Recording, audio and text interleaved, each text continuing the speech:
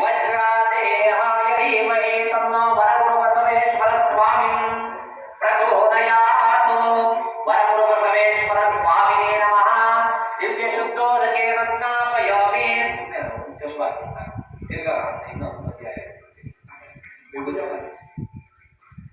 त्र्यम्बकं यजामहे सुगन्धिं पुष्टिवर्धनम् ऊर्वारुकमेव वन्दनात्। मृत्योर्मुक्ष्यमामृतादो भस्मान् धारयामि।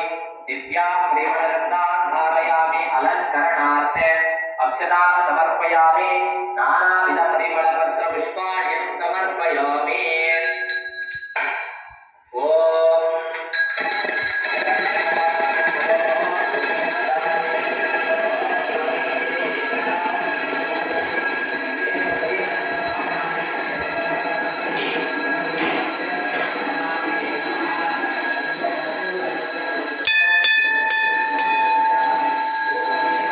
ಪತ್ರಿಕಾ ತಂಡವು ದೇವಸ್ಥಾನಕ್ಕೆ ಭೇಟಿ ಕೊಟ್ಟಾಗ ಅಲ್ಲಿ ನಮಗೆ ಗೋಚರವಾದದ್ದು ಭಯಂಕರ. ಆ ಘಂಟಾನಾದದ ಮಧ್ಯದಲ್ಲಿ ಅನೇಕ ದುಃಖ ತಪ್ತರು ತಮ್ಮ ತಮ್ಮ ತೊಂದರೆಯನ್ನು ದೇವರ ಮುಂದೆ ಬೇಡಿಕೊಳ್ಳುವುದು ಸೂಜಿಗವನ್ನೇ ತರಿಸಿತ್ತು. ಬೆಂಗಳೂರಿನಲ್ಲಿ ಎಂತೂ ಕಾರ್ಪೊರೇಟ್ ಆಸ್ಪತ್ರೆಗಳು ಹೆಜ್ಜೆ ಹೆಜ್ಜೆಗೂ ಕಾಣಸಿಗುತ್ತವೆ. ಹಣ ಪೀಕುವ ಕೇಂದ್ರಗಳಾಗಿ ಬಿಟ್ಟಿವೆ. ಆಸ್ಪತ್ರೆಗಳ ಈ ದಂಧೆಯ ಮಧ್ಯದಲ್ಲಿಯೂ ಸಹ ಸರ್ಕಾರಿ ನೇತೃತ್ವದ ಆಸ್ಪತ್ರೆಗಳು ಎಲ್ಲ ಸೌಲಭ್ಯಗಳು ಇದ್ದರೂ ಇಲ್ಲವೆಂದು ಖಾಸಗಿ ಆಸ್ಪತ್ರೆಗಳೊಂದಿಗೆ ಕೈ ಜೋಡಿಸುತ್ತಿರುವ ಉದಾಹರಣೆಗಳು ಅನೇಕ.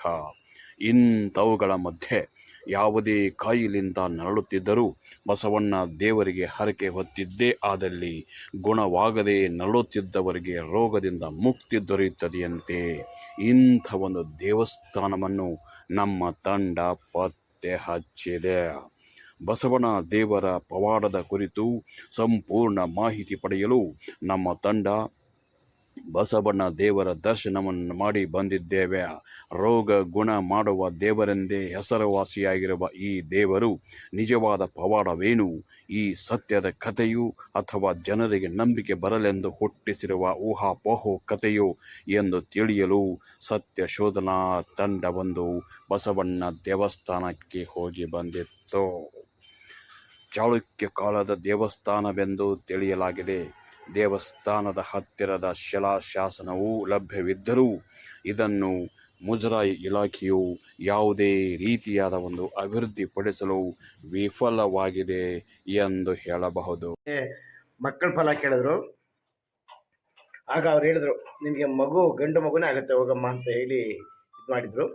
ಅದೇ ಕಾರಣದಿಂದ ಆ ಭಗವಂತ ಯಾವ ಥರ ನಮಗೆ ಇಲ್ಲಿ ಬಸವೇಶ್ವರ ಆಜ್ಞೆ ಇದು ವಚನ ಕೊಟ್ಟಿದ್ರು, ಅದೇ ಥರ ಗಂಡು ಮಗು ಆಯಿತು.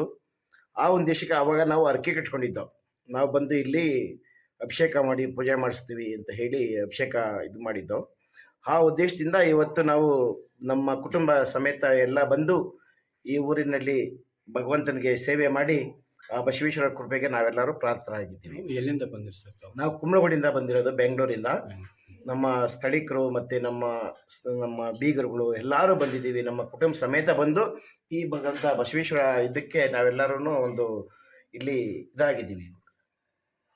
ಯಾರು ಮಾತಾಡಬೇಡಿ ದಯವಿಟ್ಟು. ಸೊಸೆಯವ್ರ ಮುಖಾಂತರ ಅಥವಾ ಸೊಸೆಯವ್ರಿಗೆ ತುಂಬ ಒಳ್ಳೆಯದಾಗಿದೆ. ಹಾಗಾಗಿ ನಮ್ಮ ಬೀಗರು ನಮ್ಮ ಕುಟುಂಬ ಸಮೇತ ಬಸವನಿಗೆ ಹೋಗಬೇಕು ಅಂತ ಒಂದು ಉದ್ದೇಶದಿಂದ ಬಂದ್ವಿ. ತುಂಬ ಒಳ್ಳೆಯದಾಗಿದೆ ಅಂತೆಲ್ಲ ಹೇಳ್ತಾ ಇದ್ದಾರೆ. ಹಾಗಾಗಿ ಇವತ್ತು ನಾವು ಮೊದಲ ಬಾರಿಗೆ ಬಂದಿರತಕ್ಕಂಥದ್ದು. ಮುಂದೆ ದೇವರು ಒಳ್ಳೇದು ಮಾಡಲಿ ಅಂತಕ್ಕಂಥ ಭಾವನೆ ನಾನು ವ್ಯಕ್ತಪಡಿಸ್ತೀನಿ. ಎಲ್ಲರಿಗೂ ದೇವರು ಭಗವಂತ ಕಾಪಾಡಲಿ, ಬಸವಣ್ಣ ಎಲ್ಲರಿಗೂ ಒಳ್ಳೇದು ಮಾಡಲಿ ಅಂತ ಕೇಳ್ತಾ ನಮ್ಮ ಕುಟುಂಬಕ್ಕೆ ಹೆಚ್ಚಿನ ಒಂದು ಒತ್ತನ್ನು ಕೊಡಲಿ, ಹೆಚ್ಚಿನ ಆಯಸ್ಸು ಆರೋಗ್ಯವನ್ನು ಕೊಡಲಿ, ಒಳ್ಳೇದಾಗಿ ಅಂತೇಳಿ ನಾನು ಭಗವಂತನಿಗೆ ಇದರಿಂದ ಹೆಚ್ಚು ಜನ ಇದು ಉಪಯೋಗ ಮಾಡ್ಕೊಳ್ಳಿ ಅಂತ ಉಪಯೋಗ ಇನ್ನೂ ಜನ ಉಪಯೋಗ ಪಡ್ಕೊಳ್ಳಿ ಅಂತೇಳಿ ನಾನು ಈ ಮೂಲಕ ಕೇಳ್ಕೊಂತೀನಿ.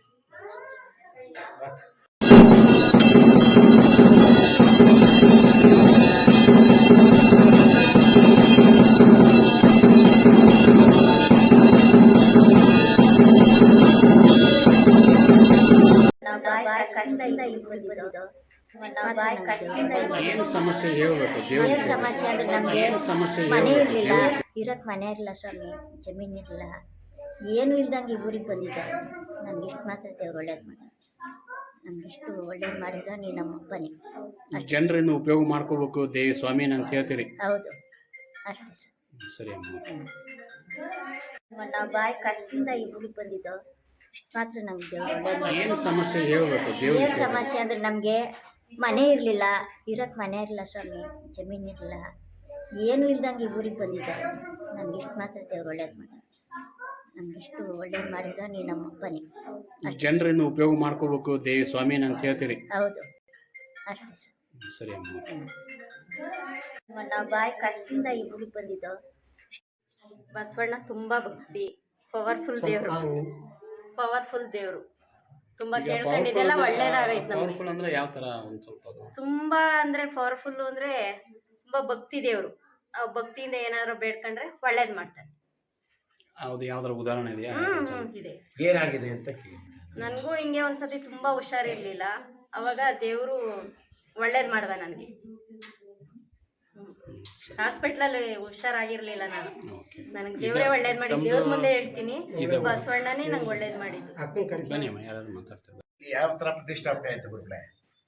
ಸ್ವಾಮಿ, ಇದು ಪ್ರಸ್ತಾಪನೆ ಆಗಿದ್ದು ಒಂದು ಚೋಳರ ಕಾಲದಲ್ಲಿ ಆಗಿದೆ. ಹಿಂದೆ ಪುರಾತನ ಕಾಲದಿಂದನೂ ನಮ್ಮ ತಂದೆ ತಲೆಮಾರಿನಿಂದನೂ ನಮ್ಮದೇ ಪೂಜೆ. ಚೋಳರ ಕಾಲದಿಂದನೂ ಪೂಜೆ ನಮ್ಮದೇನೇನೆ, ಈಗೂ ಪೂಜೆ ನಮ್ಮದೇನೇನೆ.